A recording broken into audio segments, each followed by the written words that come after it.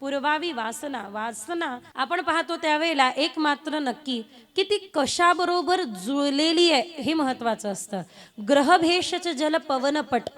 ग्रह असेल किंवा औषधी असेल किंवा वारा असेल, हा वारा कोणाचा संग करून येत आहे त्याच्यावरती त्याचा सुगंध किंवा दुर्गंध हा ठरलेला असतो है ना.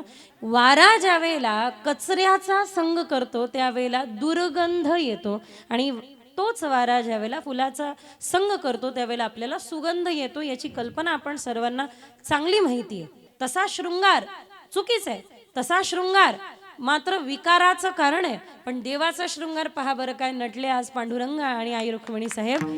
हा त्यांचा केलेला शृंगार आपल्या मनाचा विकार मिटवतोय. एखाद्या स्त्रीने शृंगार करावा, हो चालणं आणि बोलणं स्त्रीचं लगेच लक्षात येतं की तिच्या मनामध्ये किती वासना आहे, की उपासना आहे, तिच्या घराला ती सुंदर करणारी आहे की वैकुंठवासी बनवणारी आहे.